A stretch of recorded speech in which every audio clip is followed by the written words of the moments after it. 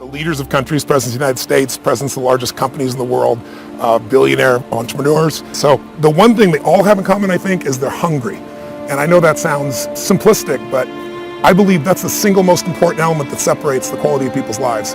It's not just the ability to have hunger, but to sustain it. Hunger means that you want more. You want more of yourself. You want to make a bigger difference. You want to be a better parent. You want to do something more than there is today, and that you don't get satisfied. Most people start out with hunger at an early stage of life and they lose it. But the people that come to me are hungry either because something's happened, they've had a birthday with a 0 on it, they've gone through a divorce, they're starting a business and they know I've got to have a different level, or they're the best in the world and they're always looking for that edge that makes the difference.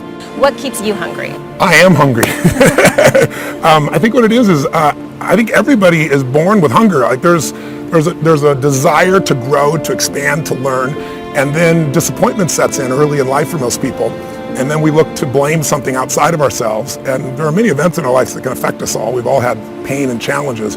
But I think if you can find within yourself the part of you that wants to constantly give something more than yourself, if you can find a mission larger than yourself, then you're more pulled to do something than trying to push yourself.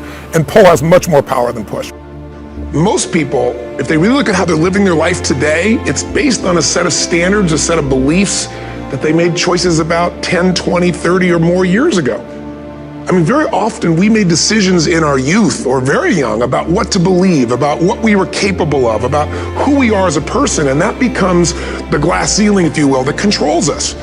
There's a corny metaphor, but it's true. I remember one time I was with my family at the circus, and there was a person there and they had this big giant elephant, and you look at this elephant and they take this little rope, put it around the elephant's neck, and they drive this stake into the ground.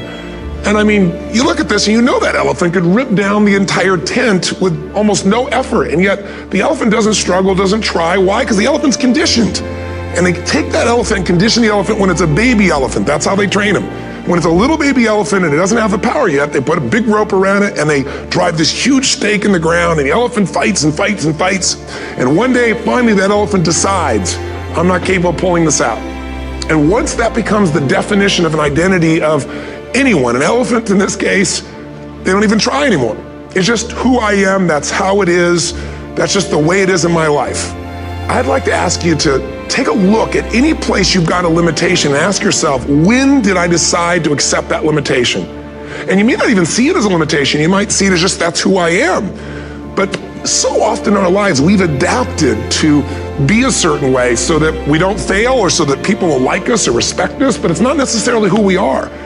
Joy comes when you're spontaneous. It's really hard to be truly happy when you're not being yourself. And most of us have no clue who we are. And so a big part of my work, if you've ever been to an event, you know, is to get people to do things spontaneously without thinking, because that's when the real you shows up. That's when the energy comes alive.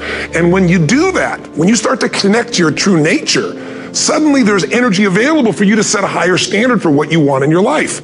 That's what this is really all about. Many of us are not able to move forward and develop and manifest our greatness because we spend so much time looking back or worrying about the future. Seize the moment.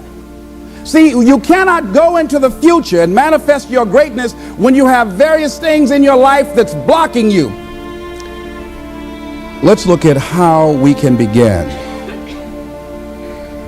to keep our commitments.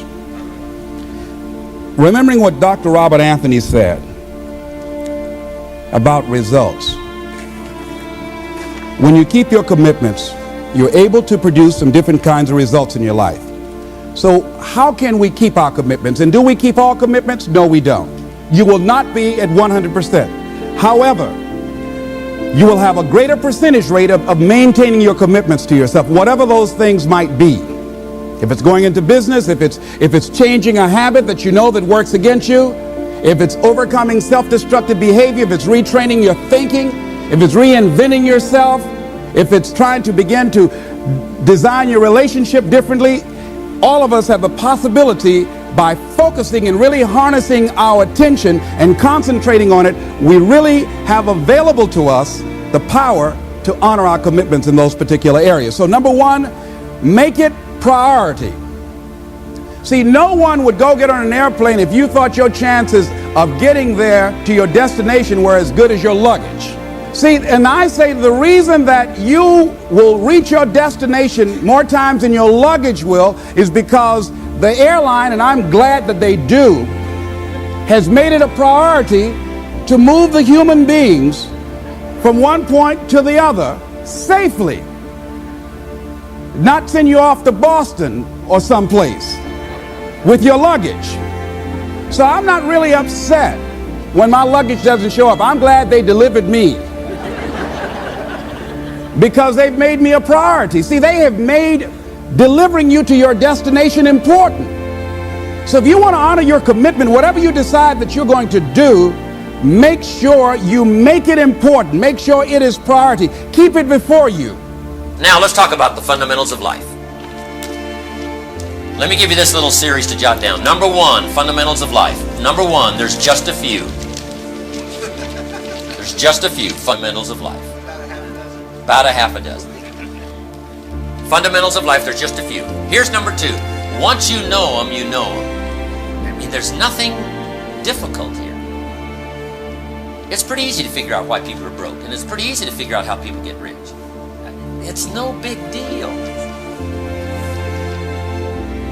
Fundamentals of life. Number one, there's just a few. Number two, once you know them, you know them. Now here's number three. There's no new ones. Written history's what? About 6,000 years. There's nothing new here. Now there might be a new way to say it. There might be a new way to apply it to the 20th century, getting ready for century 21. But this stuff is basic, it's old, it's fundamental. So be aware of somebody who comes along and says, we got new truth. Say, no, you can't have new truth. Truth is old.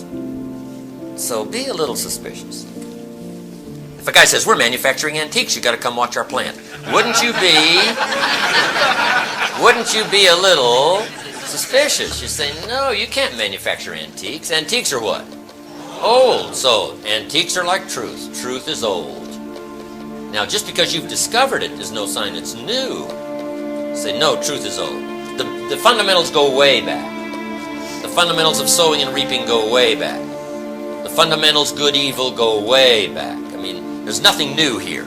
All we need to do, though, is to just bring our intellectual discovery process to bear and see if we can't find those few things.